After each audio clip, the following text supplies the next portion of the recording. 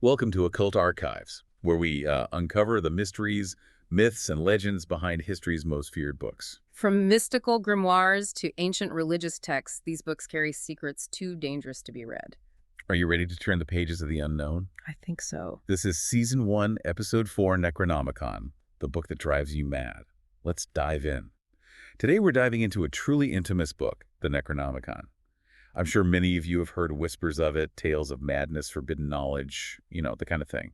But what's really interesting about the sources you've given me today is that they don't treat the Necronomicon as just some fictional spooky story. Right. Instead, these sources present it as a text with a detailed and kind of shadowy history with specific contents.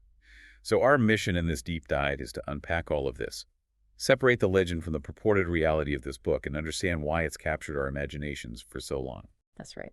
And we have some excerpts here that delve into the alleged origins of the book, its structure, and some of the entities and rituals it supposedly contains. It's really a deep exploration of occult themes, drawing from ancient mythologies and magical practices. And one thing that stands out is the claim that this text bridges ancient Sumerian and Babylonian beliefs with later occult traditions. Okay, so let's start at the beginning with its author, Abdul Alhazred, the Mad Arab.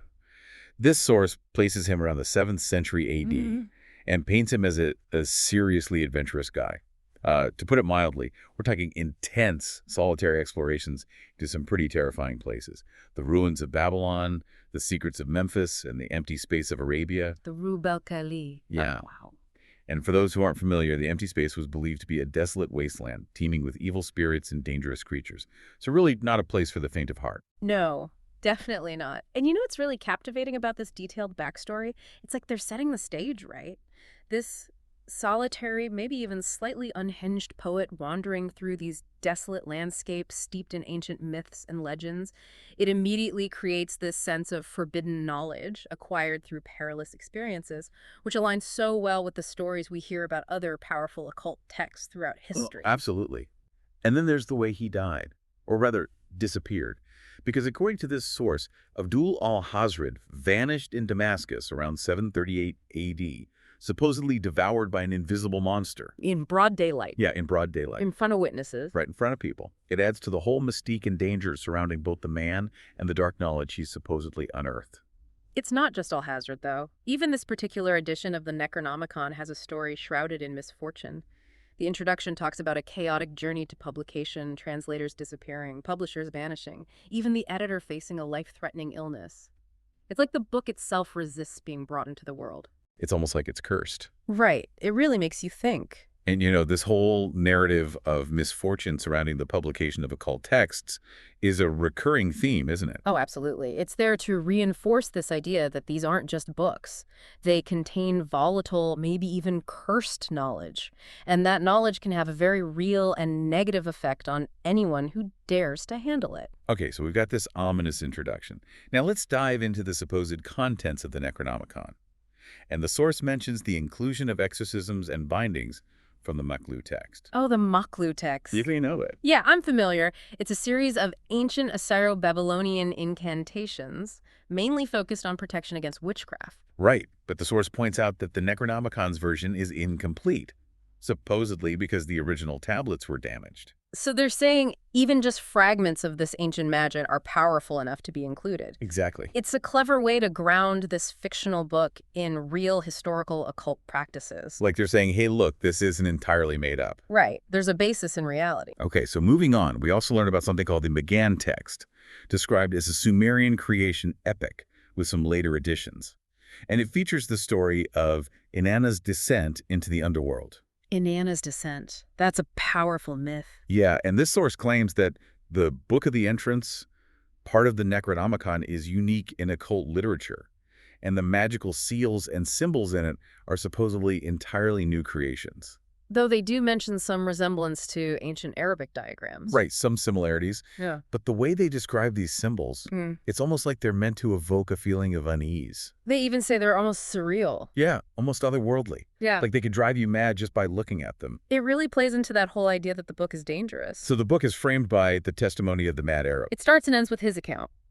Right, and the source claims that the second part, the ending, is particularly disturbing. It describes Alhazred becoming increasingly fearful, as he writes, descending into repetition, And then the text just dissolves into these nonsensical phrases and terrifying incantations. And the really unsettling part is that it ends abruptly, before Alhazred can even sign his name and lineage. It's like he was cut off mid-sentence. Or like something stopped him from finishing. It definitely leaves you with this sense of dread, Yeah. like what happened to him? Okay, so one of the core concepts presented in the Necronomicon is the Book of Entrance, described as a system for self-initiation into planetary spheres. Planetary spheres. Yeah, and the source even hints at a connection to the layout of Mesopotamian ziggurats, those massive stepped pyramids. Wow, so it's like a physical and spiritual journey. Exactly. And the source is very vague about the specifics of how these gates function or what you might encounter within them. It's like they're saying you need to experience it for yourself. Right, but it does mention that you need to master one gate before moving on to the next. The step-by-step initiation. And the source compares the experience to an LSD trip. In terms of being beyond normal human comprehension. Right, so we're talking about altered states of consciousness, profound and potentially destabilizing experiences. It's definitely not for the casual reader. No, not at all. After the Book of Entrance, we get to the incantations of the gates, which are described as prayers or invocations for each celestial gate. And then there's the conjuration of the fire god, which apparently mixes Greek and Sumerian phrases. Yeah, and here's an interesting detail. The Sumerian phrases in the original manuscript are left untranslated in this edition. Why is that? Because the source claims that these ancient words hold an inherent power. Like the Enochian language of John Dee. Exactly. They believe the sounds and vibrations themselves have significance, regardless of whether you understand the literal meaning. It adds another layer of mystery to the book. And maybe even danger. Okay, next up we have the Book of Calling, described as the grimoire section of the Necronomicon. So the spell book, essentially. Exactly. It contains formulas for ritual conjurations, seals, diagrams, all the stuff you need to actually perform these rites. Okay, and what comes after that? The Book of 50 Names of Marduk. Marduk, the Babylonian god who defeated chaos. Right. Each name has a sigil and a word of power associated with it. It's interesting how the Necronomicon draws from actual Mesopotamian mythology. Yeah, it gives the book a whole pantheon of entities to potentially interact with. Some benevolent, like Marduk, some malevolent. It creates a complex cosmology of good and evil, order and chaos. Makes you wonder what kind of forces are really at play. So given all this talk about rituals and entities, it's not surprising that the source also includes some pretty stark warnings about the dangers of the Necronomicon. What kind of dangers? They mentioned fearful hallucinations, physical incapacities, and emotional malaise. Those are some pretty serious side effects. Yeah, and those are just the ones that accompanied the translation and publication of the book. Yikes. The source even suggests that solar invocations from various religions might be effective against some of the entities described. So there are ways to protect yourself? Potentially. But for anyone thinking of actually using these rituals, the source is very clear about the need for extreme caution. Careful construction of magical circles, purification rituals. And it specifically warns against anyone with unstable mental or emotional conditions even observing the rituals. Right, calling it criminal and perhaps suicidal. So they're not messing around. Nope. They even share a story about a colleague whose dog attacked him after using a simple formula from the book. Whoa, okay, maybe not so simple then. Maybe not. The point is, this book is not to be taken lightly. Definitely not a book to just pick up and browse through. Okay, one last thing I found really interesting. The source positions the forces in the Necronomicon as predating Judeo-Christian and Kabbalistic archetypes. I mean, they're older, more primal. Exactly. And that they've been largely ignored by modern society. Which could explain why traditional Western banishing rituals might not work against them. Right, because they're operating on a different level, a different set of rules. That's a fascinating concept. Before we finish up, the source makes a quick mention of the Vermis Mysterious. The Book of the Worm. Right, connecting it to concepts of chaos and ancient serpents.